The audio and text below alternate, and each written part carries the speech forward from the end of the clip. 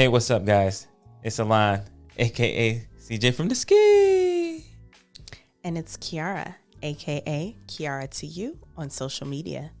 The following episode contains graphic shit. Maybe I should start off. Hold on. Okay, I'll do it. The following episode contains graphic content. And may be intended for mature audience. There we go. Viewer discretion is advised.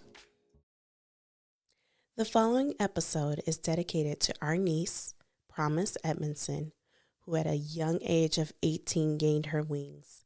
Long live Big P.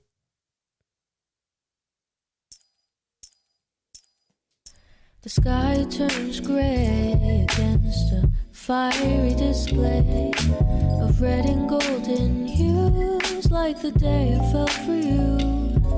So what will you do when the sun begins to fall? I'm waiting here for you. Won't you answer my call? Don't you wanna get cozy with me? We'll dive into a You know, I love that intro song. I do too. Hence why I'm always dancing when you cut the camera on. Yeah, you dance a little too much. Extra. Why you smiling like you ain't got no? Because you took forever to respond. Welcome back, everybody. So we've been on a long hiatus. If you guys didn't watch the intro to the show, which sometimes people fast forward, we had a death in the family. My niece passed away. So just want to say, long live Big P. My sister told us never to say, rest in peace. So we're just gonna say long live, because she's always here. She's been manifesting herself in the form of butterflies. So Promyss, Uncle CJ loves you, and I hope you're up there having fun. And I will see you soon. So, as befitting as this is for this episode, we've been down for a few weeks, trying to get caught up and everything. So, this is the first episode back since everything happened. So wanted to dedicate this episode to her. And Ray, if you are listening, hopefully, I love you. And I am always here for you. So with that being said, welcome to episode 5. I think so. Yeah, I think it's episode 5. Yeah. Yeah, we are in. We are in episode 5. So, welcome back to episode 5.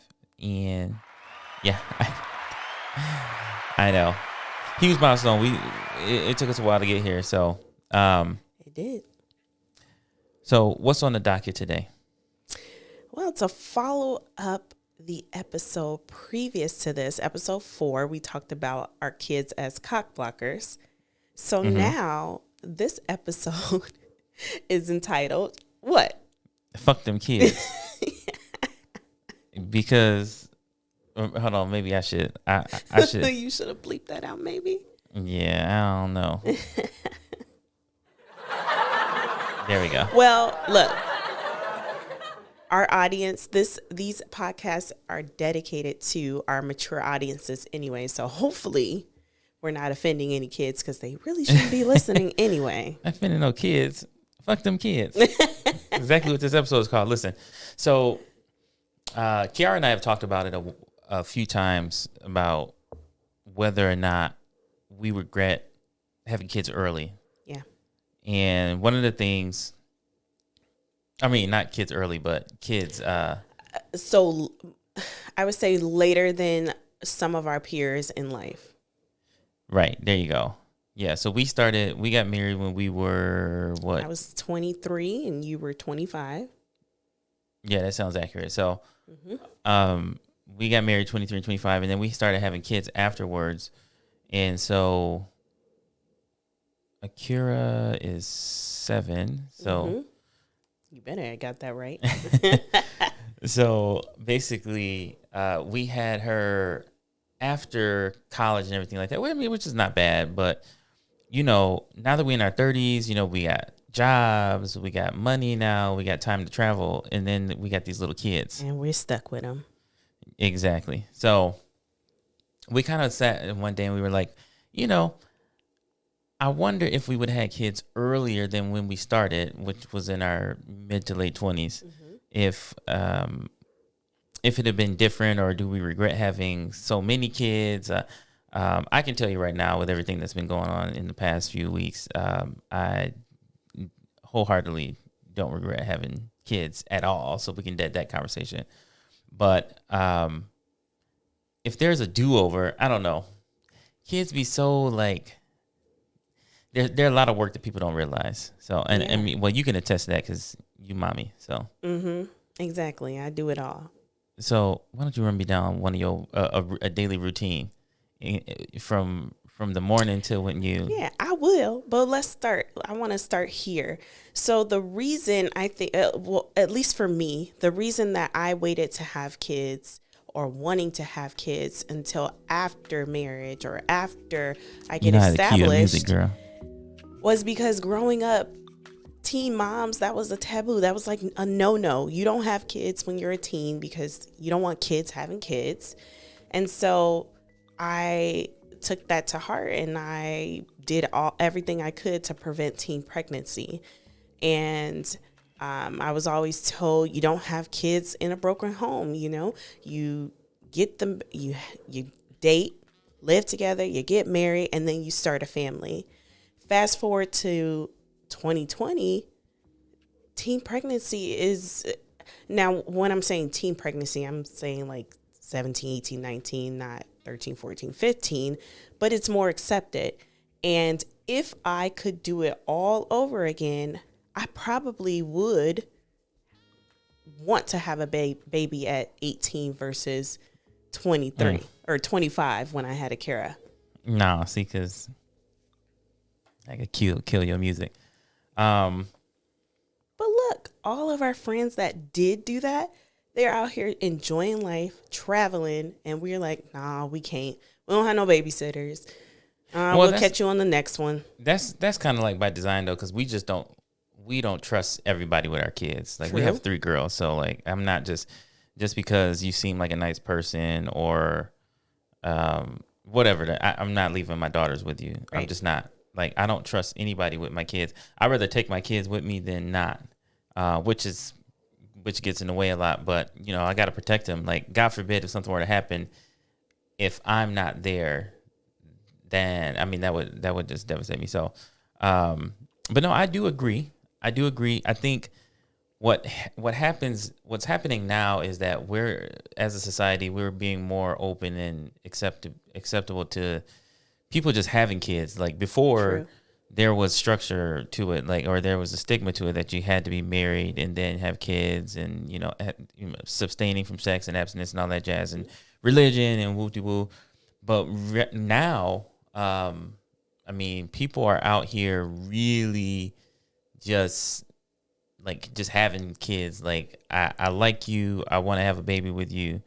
And then the babies become like, I wouldn't say pawns or whatever, but yeah, I was gonna use an even worse word, but I get you because look, some of these females out here are just having kids to get a paycheck, and that's a whole nother discussion. And the guys are too. I mean, it's really reckless. It's irresponsible. I mean, as a parent myself, and I'm not gonna sit up here and lecture nobody, but as a parent, I just think there's a lot that goes into having a child, and I'm not even the one that rears the child.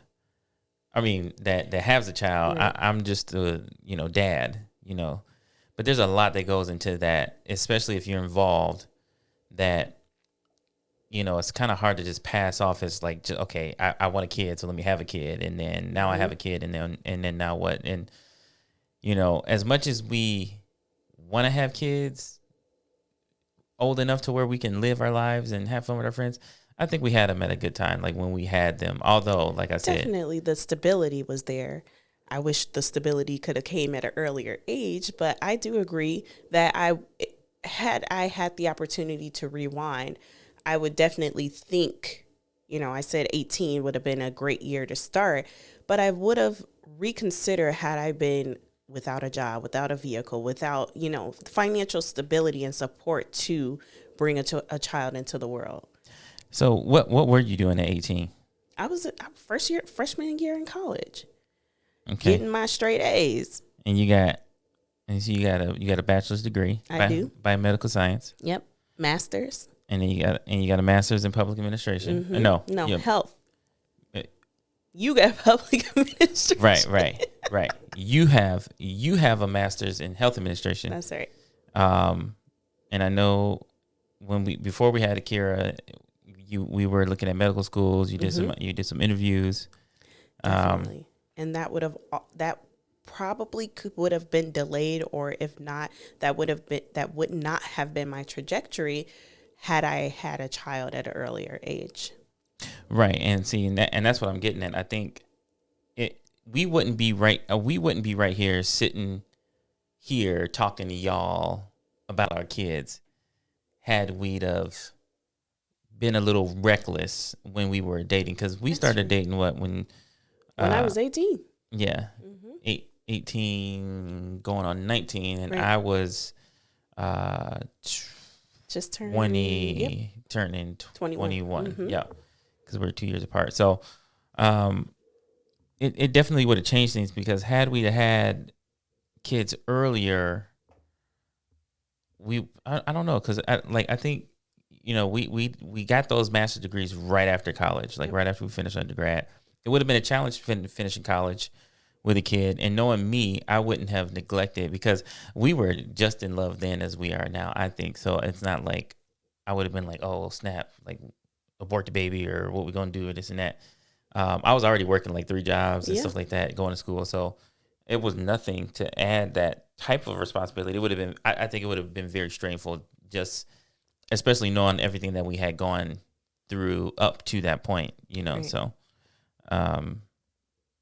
but I don't know. For me, college was an experience that I needed to have to kind of grow up, because Akira helped me grow up, but I don't think it would have been the same had I had her earlier. And I agree. It would have been much harder, but it wasn't impossible. We know people throughout college that had babies and they stayed in school, they stuck to their goals, and they graduated, and now they're in the professions, and their children or child is, how long have we been out of college? 11, 12 years old by now. I can't state names, but I'll tell you afterwards. No, I think you dating us. You said 11, 12 years. We've been Oh, yeah, we graduated 2011. Wow. It's 10 years. Okay, 10 years. Okay, so it's been 10 years since we graduated our bachelor's degrees. Yep. Wow. Shit. Wow, we are, we old. Yeah.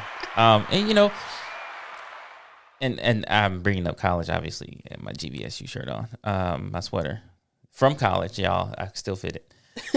But yeah, I don't know. Like when we were in college, I mean, we were still exploring each other. We were still getting to know each other. And then when we got out of college, we went back into school. We were still both working, multiple jobs at that point. Right. Like, I don't think the money wasn't there for sure. I mean, that's what really held us back from doing that stuff. And then obviously, definitely. Because we're thinkers, because we do have, I guess, coming from the backgrounds and the family compositions that we came from, we knew that we didn't want to bring up a child into a household that we couldn't financially support, and we didn't need that stress. So anytime I'm talking about bringing it back and rewinding the years and trying to redo it all over, it all hinges on financial stability. And I think that anyone that is considering bringing children into the world, that is something that you should think about. And if you're not at the point of financial stability, and it doesn't have to be that you're rich or anything, you just don't live paycheck to paycheck. If you don't have that financial stability, then really think hard and take the measures that you can to prevent pregnancy, because you know, you want your child to grow up in a happy and safe and stable home. Yeah, well, and also you want to make sure that you avoid the things that you didn't like about your childhood. I wouldn't say it has to be like that you had a bad upbringing, and like everybody thinks like when you say like I want to give my kids a better life, they think that means you're talking about just undoing everything that you know growing up, or like that your parent did it wrong, so you're trying to right it with your kids. It really just means like you don't want them to go through some of the things that you didn't like about your upbringing. It doesn't necessarily mean the whole upbringing was bad, but no, your job as parents are to change the narrative of your family, like your legacy. My sister, Sansi, I don't know if she ever listens to the show, but if she does, I'll shout you out real quick. She told me something. She said, once you take care of your home as a man, you know, your home that you grew up in, then your obligations are over, and then you have your own family. Once a man marries a woman or something, she said, it was like I was crying. It was like all this shit was going on. But once a man marries, you know, finds a wife, and that wife, you know, now that becomes my responsibility. Now I'm no longer responsible for home. And that really hit me hard because I've always felt like I was responsible, even though I was never really put in that space by my family, if that makes sense. So it was just kind of profound. And then when you think about it, like, you're like, yeah, you know, you're right. I did feel like once I found Kiara that it was time to grow up, and she helped aid that. But then also, like when Akira got here, that helped too. But I don't know if I would have been able to handle it earlier than when I got her, like in 2013, just because I think I needed those years in between, those years in between to grow up and mature. Because prior to you, like I wasn't necessarily a guy that was in relationships. So that was new. And then the fact that it lasted so long, and then we got married, that was kind of crazy. And then, yeah, we had the kids. So, but that all happened in sequence. Now, Kiara. Yes. If you could do it over again, what age? You said 18. Yep. So what paint the picture of your life now. If you had a kid at 18, what would you be doing now in your 30s? Traveling. I'm not a party person, but I sure would like to be able to get on a plane, because if, let's see, 18, that would put our kids at what? Oh, Yeah, I'm asking you to do some math. how old am I? You are. I don't know, 16, I think. Wait, hold on. hold on. Oh, no, that's you, 16. Okay. Yeah. Something like that. Yeah, 20 and 12, I don't 20, know. 30, 18, maybe 14. 14. That'll put them at 14, 13, 12. 14, 12, and 7. And 8. 7, yeah. 7 going on 8. Man, y'all forgive us. But anyway, that would, people would be more receptive to. Yes, y'all. We don't know how to do no math up in here. And see, I just gave her a shout out talking about she did biomedical science and everything. And she over here confusing me. I knew it was about 14 some years. Anywho, people would be more receptive to watching them. I would feel more comfortable because they'll have the phone and access to us if we were to travel. They would know what to look for when they're feeling uncomfortable. They could vocalize that thing. I would just be more trusting at that point to be able to leave them with a parent or so, one of our parents, and go and have some mommy daddy time. Yeah, and I guess since you said 18, if I was with you at that point, then I guess I would have to pick 20 in my 20, or 19, 20, 21. I think, yeah, I'm in the same boat. Like, yeah, we be traveling and everything, but like for me, I'm thinking at it from a different angle, because now that I've had my kids, I can't picture life without them. It's weird. No. Sometimes I do think like, what if I didn't have kids? But then, I'm a firm believer in like, kind of life wherever you are. That's kind of the things that happen for a reason for you to be there wherever you're at in your life. And then sometimes you can almost think it backwards and be like, okay, let me figure out what if I didn't? So like, for example, when I met you, what if I didn't log on to Facebook and we never met? Mm-hmm. I was on my way to Florida to go to school at Full Sail University. I was going to be in entertainment law, not criminal justice, not doing what I'm doing now in my business and everything like that. Right. But that was one click, changed everything. Changed everything. So when I'm thinking about like changing the age of the kids and like having kids earlier, I'm still thinking of them being around even at their age now. So like I would be more so like excited that we can do like Cedar Point with them. Yes, definitely. And like all the Florida fun things. Yes, the haunted houses, because one of our kids love horror movies like us, and then we have one that kind of watches with one eye, and then Amaya just watches anything. That's our youngest. Exactly. So. And that's what I'm saying. Like, Cedar Point, yes. Universal Studios, and we'll do all of these things. I guess I'm not like in a rush to do these things, but like just lately, life has been. I've always wanted to be so. My mom had me at 32, so growing up, when I say to your point, when you talk about trying to change the narrative of the family that you rear or the family that you bring into the world and not repeat what's happened in your childhood. Well, I grew up with a mom that was with her having me at 32, she was considered the older parents. And so I wasn't keen on kick your butt. I wasn't keen to, want her to come to things or be there because, all of my friends' moms are in their 20s and my mom is, at this point pushing 40. And so I never wanted to be considered the old mom. And I want to keep that energy with my kids and let them know that I'm down to have fun with them anytime, anywhere. Old mom. Old mom. You better hope your mama never listen to this. Listen, Mama T, that ain't me. Listen. Just if we're being honest. So would you say that, so you are, you technically are trying to, I guess, change the narrative for you. Yeah.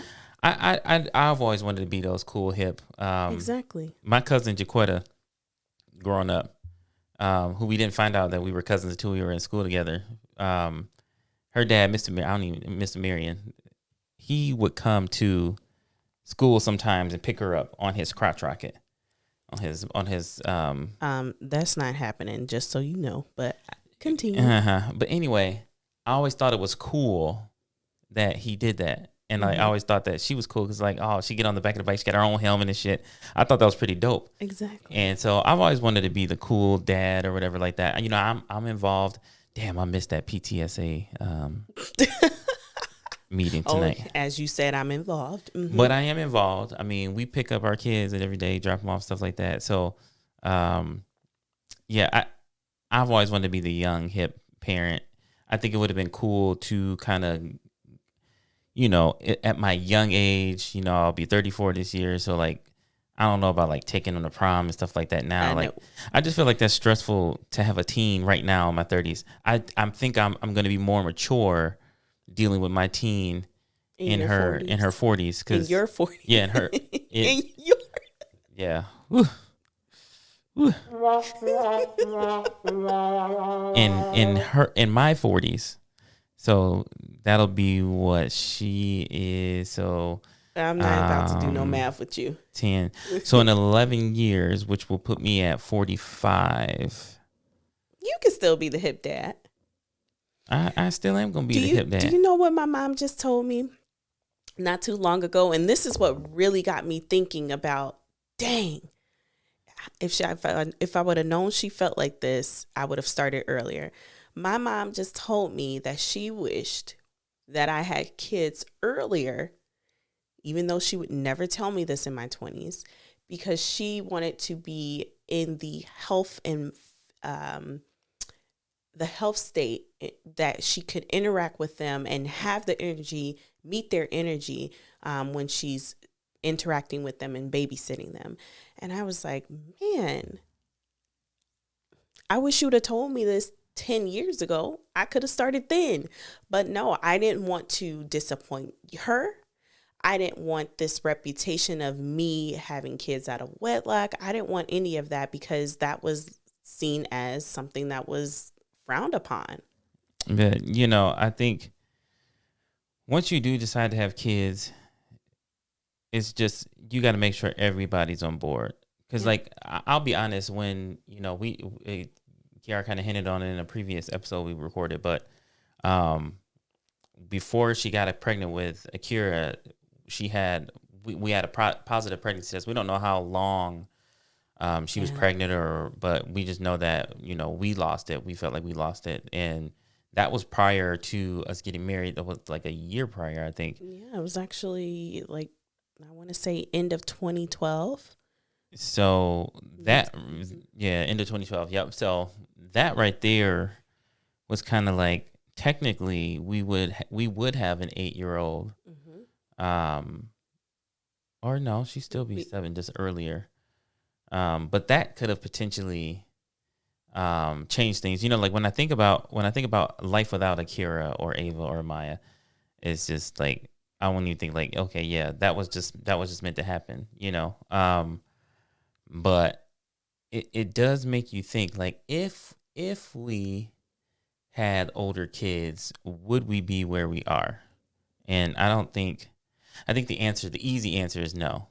Right. But it's also not uncommon for a parent to feel stressed and to feel overwhelmed with their kids and to feel like, like, damn, like, so I need a break. I know you. Story of my life. Well, that's because you bring yourself unwanted. Oh, you remember you asked me about my routine, right? All right. The day in the life of me. So hold on. Yeah, I'm trying to cue your music. Hold on. All right. Oh my goodness, wrong one. I'm just gonna start. Rocking with the Edmonson family. No, not playing that. All right. Hold on. I got your music. Okay. Now I didn't lost my train of thought. Oh, my routine. So I don't like that song. Bro, I don't care. Wake up. Gotta immediately get the kids out of bed. Wake up. Get up. Get your clothes on. Make your bed. Brush your teeth. Wash your face. Get downstairs. Get your shoes on because, you know, I procrastinate. We procrastinate. Our kids don't eat breakfast before school. And so we get them right to school. I never did either. I did. I set my alarm for 7:30 in the morning, would be downstairs by 8 to eat, and then I got picked up to go to school. But anyway, so then we're rushing out the door at like 8:40 to get the kids to school, which is only like 6 minutes away.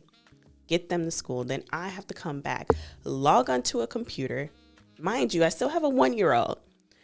Log onto the computer, potentially take a shower, right?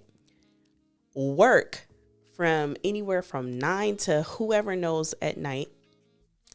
But in the meantime, I have to take a break at 3:00 because I have to run and get the kids from school, bring them back, see if they have homework, make sure they read. They always want lunches, something to eat, something to snack on. So I have to get them situated, go back to my office to continue my work day because it's not over. Meanwhile, geez, I'm getting exhausted just listening. I have a 1-year-old banging on my door. Mommy, mommy, mommy. She needs me. I'm on camera for most of my calls. And then I got to cook dinner. Wait, you don't have to cook dinner. Wait a minute. Wait a minute. This is my routine. Cook dinner. Give him some loving. Get the kids in the shower. Get them ready for bed. Then I finally get in the bed about 10:30, 11 o'clock at night. And then I can catch up on some shows. So that's my life. Wait a minute. Record screech. That's first of all, thank you for your service. Thank you for your services. Appreciate it. Hey, don't forget, I'll do all the cleaning too. And the laundry. No, bullshit. First of all, now it's my turn. You my goddamn you've been here lying. So basically, it's my day with the, including the kids. So I get up and I fart a little bit. And Oh my God. so I fart in my sleep a little bit. I get up. I take my because I gotta sleep with a mouth guard because I grind my teeth. So I take that out, brush my teeth because my breath be stinking. Take my morning pee, whip my morning wood. So I gotta like arch my butt out and then aim down the toilet. Then I get back into bed, put on Good Morning Football, best show ever, by the way. Meanwhile, I'm getting the kids up. Nope, because then I go get the kids up. But sometimes I'm laying there hoping that Kiara give me some some rollover morning booty. If Amaya ain't in our bed, which she ends up in our bed 90% of the time.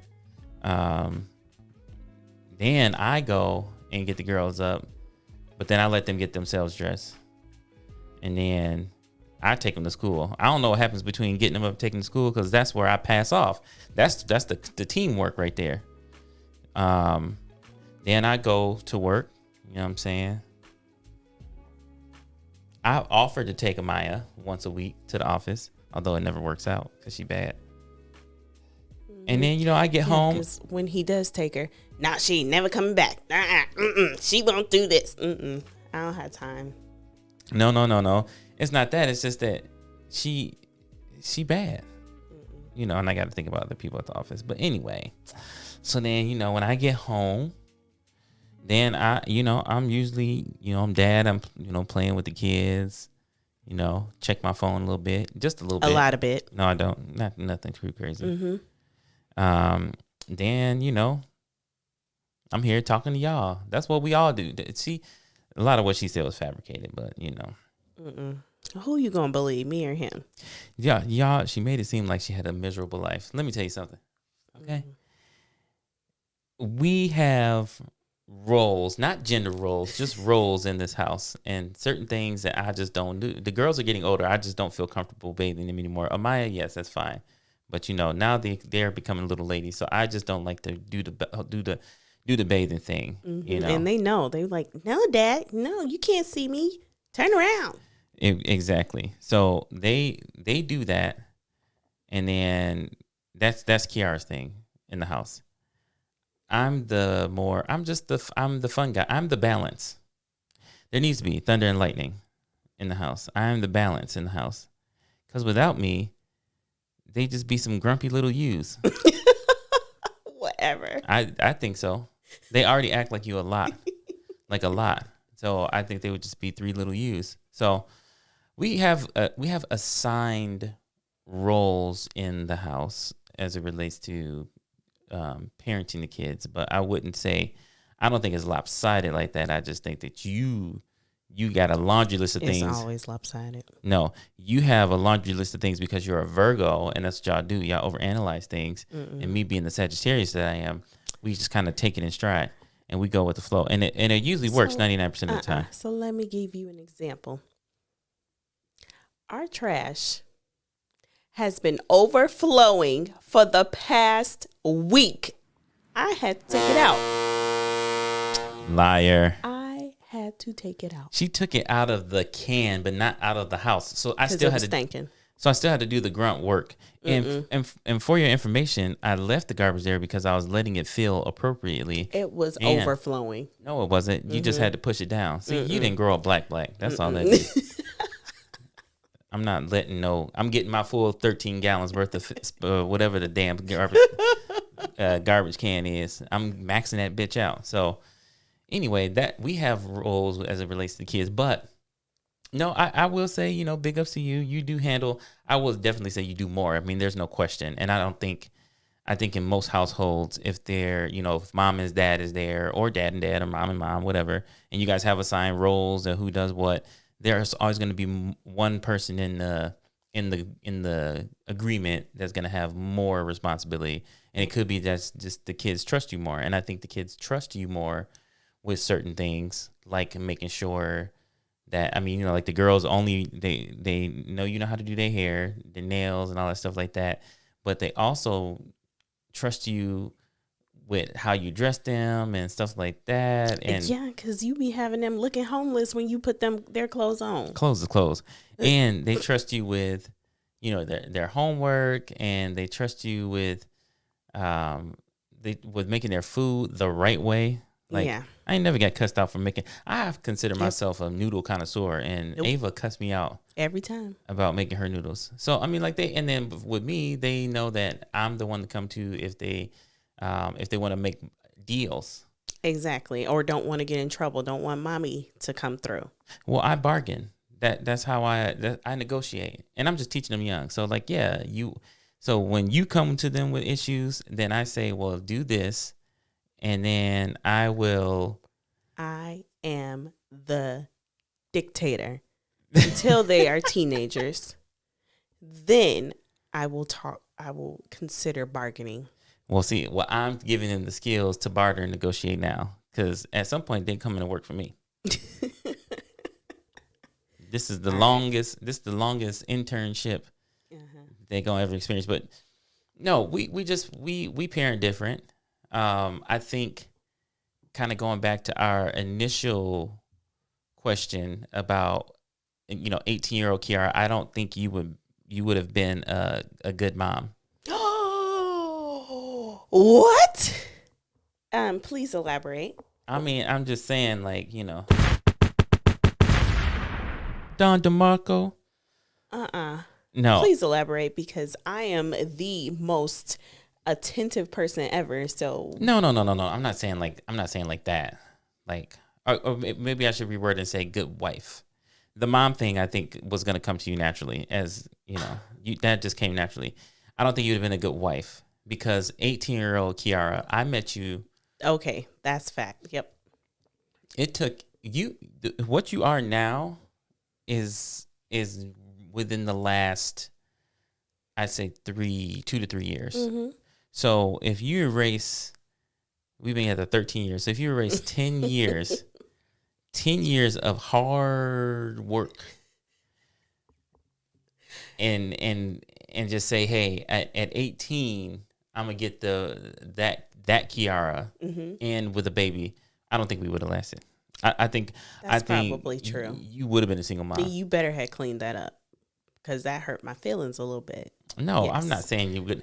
You were destined to be a great mom. I'm talking about everything else that comes with not necessarily just being a mom, but being a wife. Yep. And being in a relationship. And I think that's why a lot of relationships don't work.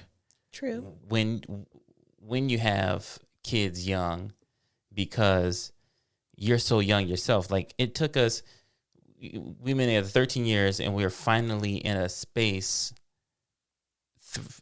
I would say within the last 3 years, that we can talk about, it was even hard for us to talk about past sexual situations that didn't include us, like before we met each other, or that's true. People we used to mess with, or it was just some certain things that just were taboo, like in our relationship. And I think now, within the last 3 years, we've gotten to a point where it's real growth. And so I don't think the kids helped that. The kids kind of helped accelerate that, because we argued a lot about the kids and why they take so much of our time, and why they get so much attention, and why, fuck them kids. Like, literally, that's why we call this episode, because that was an issue. So I don't know. And I wasn't the same. I wasn't a good guy. I think what changed, for at least for me, where I started to say, F them kids. Why are you saying F them kids? Okay, hold on. Let me put this out on a second. Okay. FUCK. Okay. When you say them kids. You so nice. F them kids. Okay, I guess I won't have to put the parental discretion thing on this episode, since you're editing yourself. But continue. I think I had just gotten to a point where I was tired of us arguing.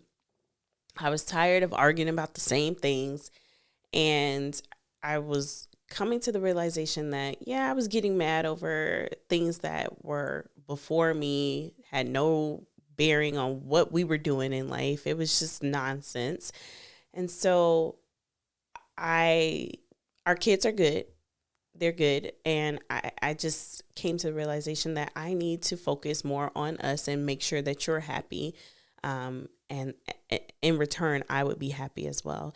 And I think that really happened in the last couple of years, because I would not even buy anything for myself. It took you pressuring me to even get something for myself or do something nice. You still don't spend money on yourself, but I do it a little bit more. But before, I was like, no, why spend money on me when it can go to the kids?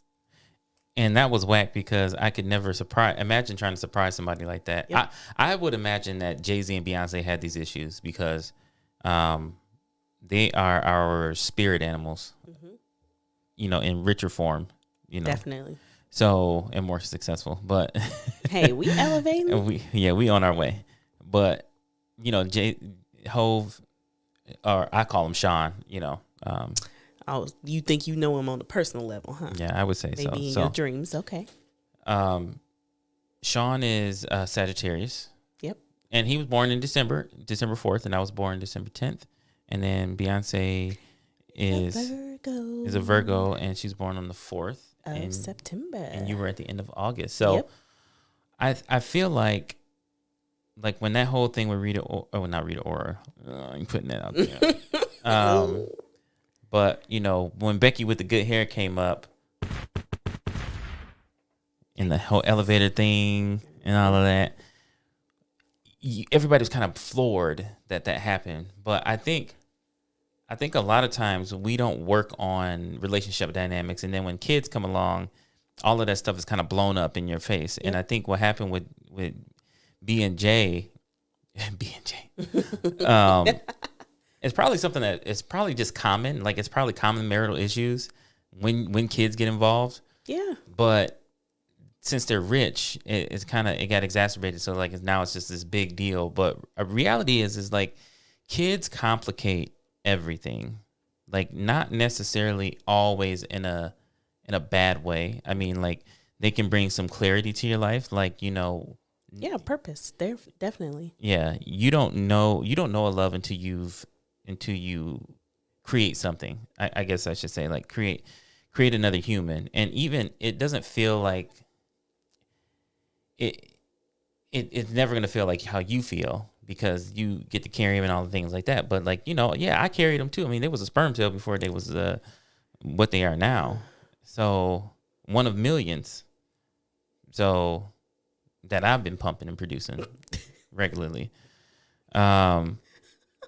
So it's just different to have just a connection to somebody that you created. So it's definitely just, you always want to do right, and you never want to have to worry about them. So you just hope you're doing everything right. But at the same time, you forget, like, oh shit, I'm married, or like, oh shit, I'm still in a relationship.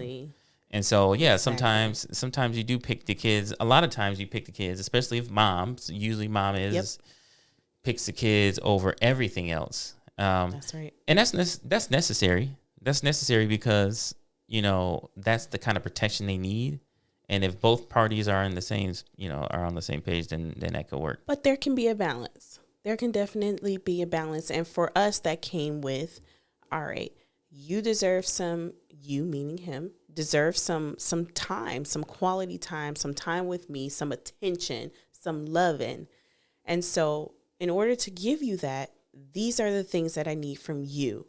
And that was the kind of conversation that we had. I ran down what I would like for him to do to help me with the kids. And then that included getting them to bed in a decent hour so that we can have the night to ourselves. But then the problem is the kids are the biggest cock blockers. Yeah, hence the last episode. Yeah, because they're kids. They don't cooperate. And so I think a lot of times we get so frustrated, instead of talking to our partners and saying, hey, like, yo, the kids are getting in the way. We just feel like, well, I'm going to make it about me. So then I either don't talk about it, I internalize my anger, and sometimes it turns into outward abuse, not necessarily physical abuse, but, just being mean and irritable, right, and not wanting to be around your kids and stuff. And then they pick up on that. They pick up on those vibes. You know, the most hurtful thing, if you're a parent out there, you would know the most hurtful thing that your kid can tell you is that A, they hate you, or that you are mean. And like you, Yeah, it hurts you. Oh my gosh. You like, what you mean I'm mean? Like I remember one of the girls told you was mean. It broke my heart. I'm like, well, I'm gonna be nice. I'm gonna do everything nice. I'm gonna aid I'm gonna be there for their every beck and call. I'm gonna give them everything they want. They're never gonna call me mean again. Yeah, and then see, but you can't do that because that's my role in the family. And see, that's the thing. We talk about roles, and no, seriously, because I think there has to be a good balance of discipline and love and support, and discipline can come in any form. We can touch on that on a whole episode about spanking, corporal punishment, all that shit. But like that's a really drag topic. Generally speaking, discipline can come in any form, and whatever works for your family is what you should do. Yep. But you should never not discipline your kids, because lack of discipline in anything is never a good thing. Exactly. And what happens a lot of times is, you get parents trying to play the same role. Yep. And so we both can't be nice. So yes, although I do want you to lighten up sometimes, I don't want you to not be who you genuinely are, which is somebody that demands, like, you have certain expectations, because it works on me. It worked on me to get me where I am. So I'm a believer in the process. I just know that the kids won't have the patience like you do. So let me be the balance in that situation. And then you be more aware when you about to go off the deep end. And I am. I remember that breaking point for me happened when our friends were visiting 2020. Yeah, 2019. Okay. And they witnessed me going off the deep end. 2020, my bad. Okay, going off the deep end on one of our kids. And when they recognized that it went a little bit too far, there was nothing physical, but it just went too far, and they talked to me about it, and that was my wake up moment. And from that point, I've never got to that level with a kid again. Yeah, I think sometimes when people show you how sometimes it's good to see yourself from a third person's point of view, because a lot of times people get to the point where they be like, I don't want anybody in my relationship. I don't want anybody in my business, and yada yada. Sometimes you need it. You do, because a lot of times a person that has no skin in the game is going to be pretty forward with you about what they're seeing, just generally. And a lot of times their advice and commenting is coming from the surface, which is a good thing, because they have no background, so they can't take sides.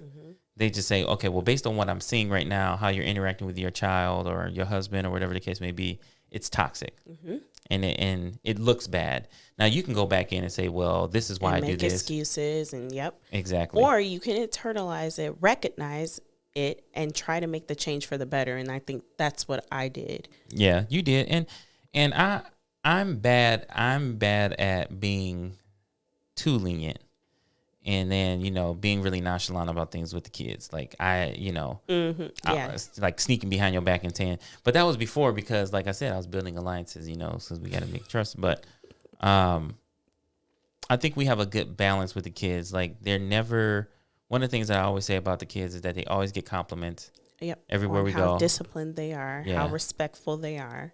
And well-mannered, and not like disciplined. Like we're not the type to have our kids. We're not military, no. Yeah. Like, they just listen. Like, they know not to go in the store and be touching shit. They know not to be in people's faces. They know to say please and thank you. Like, just things that you would want to instill in any human being. Just general, things manners. Manners and stuff. So, like, they're well behaved, But that all comes with sacrifice. Like, Akira's 7, so out of the 4 of the 7 years she's been alive have been tough, and then you have to consider we've had multiple kids within those, since because Amaya is so her and Ava are pretty close in age, but like Ava wasn't necessarily planned like Akira was. She was just like the whatever happens, baby. So it was kind of like Akira was hard to practice on because Akira was so good. Yeah, she was a great baby. She really was. Like, she would go to anybody. She didn't cry a lot. She was very happy all the time. And she still has that personality. She still does.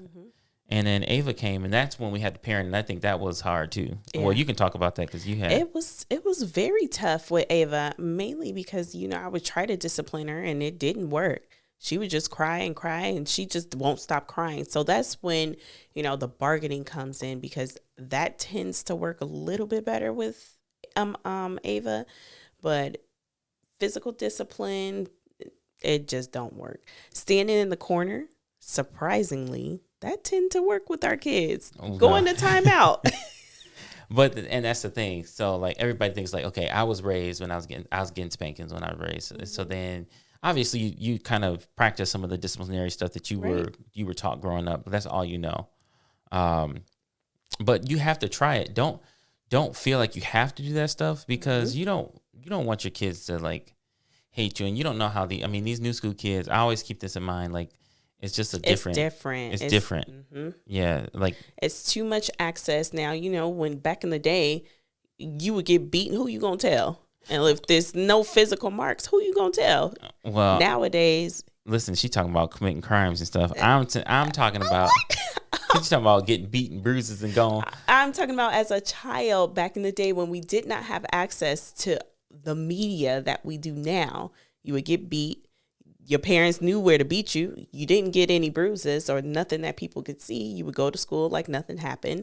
But nowadays, kids are so sensitive. Any little thing that they do, if they feel like they hate you in the moment, they might put that out there into the media, and then next thing you know, you're going to jail. Yeah, well, and then on top of that, I think kids nowadays too, because they have so much exposure to the media and the internet, that suicide is at an all-time high. Exactly. They're a little more fragile, and I understand it, because it's a lot to take in. When it's one thing to be bullied in person, or it's one thing to have to deal with a bully at at the school you're at, but then once the internet gets involved, you can be bullied worldwide. I mean, you see it all the time. People can bully worldwide. So like, it's scary. It's scary to get too rough with your kids, or get too mean with them, or get too much discipline. And I'm not talking physical. I'm just saying like yelling at them. Just anything now. Because they're so, like, how they interpret things right now, because they are on the tablets, and they got TV, and everything's technology. I mean, they just went to school for a whole year online because of the pandemic. So you got to think, like, all of that going on in their little minds, and they have to navigate the real world and the digital world. Yep. It just makes for more volatile. I mean, anxiety is up, depression's up. A lot of mental disorders like schizophrenia, bipolar disorder are prevalent, and then suicide rate is up. So like, you just have to. It's a fine line disciplining your kids, and sometimes, yes, it's okay as a parent to just close the doors, put your pillow on your face, and scream. Who you telling? And just say, fuck them kids, because at the end of the day, they saying the same thing to you behind your back. I mean, they seriously. I mean, if I could do it over again, would I want to have kids younger? Probably not, because they'd be older right now. So, I mean, we'd be dealing with some preteens, but like, I feel like in the next 10, 11 years, technology would have been advanced, and we would have more stuff in place where we can have more control over what they're doing on the internet. I gotcha. Because right now, I just don't know. It's scary. It's definitely scary to see what their teenage years will look like in the near future, and what they will be exposed, what social media platforms will be out, because I'm sure something else is going to come about. And how could we parentally control what they're accessing and being exposed to? I'm kind of scared about that. Exactly. And that's why I'm just like, you know what? I'll enjoy the kids now, because I'm getting to learn all this tech. And hopefully by the time they get to use the tech, we not learning it together, because that's what a lot of kids, that's what a lot of people with kids, teens now, like the kids teaching them what to do half the time. So by the time your kid teaches you what to do on your phone or whatever, they already know it. They already know it. So and they know how to hide it and all of that shit like that. Like, yep.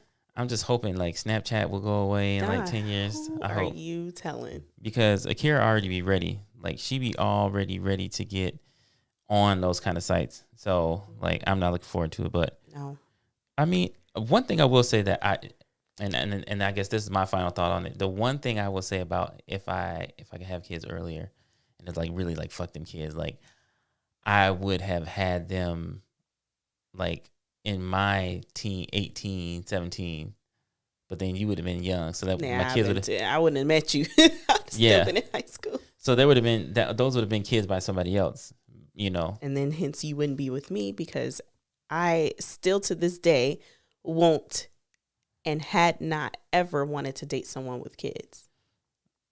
That don't mean you hadn't without knowing. I knew. Man, you were basically my most serious relationship. So at that point, I was so young. There was not many people. And I done my research. I was all up in the Facebook DMs, everything, checking. Yes, stalker. And you know what? We're gonna talk about that in the episode about your stalkerish ways. Can you get that shit out? It's late, y'all. You know, we had to put the kids down. Yep. Speaking of the kids, this is why, you know, we wanted to do 2 episodes back to back about the kids, because they are such a huge gift and curse. Yep. And, you know, but we love them either way. So, well, I would just say, again, to my final thoughts were, if you're going to have kids, just make sure that whoever you have them with, you guys are well versed in communication, and you guys have no problems communicating each other's, you know, your needs to one another, so that when it comes time to compromise and sacrifice, there's not going to be an issue, and that you both are equipped and prepared to handle what comes with having kids, because it's not easy. Your time away with your friends, you know, socializing single, you know, as a single person, or even as a collective, it's going to be far few and in between if you choose to be that parent that is holding your kids tight like we are. So that's my final thoughts. Yeah, like you are. But anywho, what were you going to say? My final thought is... Oh, your final thought to the final thought. All right, go ahead. Oh, yeah, because I did do one. Uh-huh. Okay, well, I guess my last thing. Okay, so my last thing is that, yes, if you're going to have kids, take care of somebody else's kids first. Like, watch somebody else's kids first. That's a recommendation I make. Good, Rick. Yeah, great feedback. And don't do it just like once and drop them off. I'm telling you, it's an experience you will probably want to wait to have. Yeah, speaking of which, sorry, I got to interrupt you. For all my Love and Hip Hop viewers, you know, avid watchers like myself, there is an episode where Trina is watching her niece, and look how she struggled. So I love that suggestion, and I will second that. If you are looking to have a child and you don't know if you're ready for the responsibility, I would definitely say watch someone else's child, and don't do it while they're there. Do it as, you know, as a babysitting experience, so you can see. Well, long term. Yeah. Watch them for the long term. And because it's you need more time. Mm-hmm. Not a one day thing. Oh, one day. Oh, they were a good baby that day. But, you know. All right, guys, let's wrap this up. And if you are listening, I had to cut that music on, or watching on our YouTube channel, make sure you subscribe and click that notification button to be notified anytime we upload new episodes. And leave comments. We love comments. Please. And then make sure you click the links in all of our bios. These are our social media handles on the bottom down here and on this side. On this side. So make sure you check us out. I am Alana, and that is Kiara, and you are watching Love Social, episode 5, right? Yep, you got it. Adios, muchachos.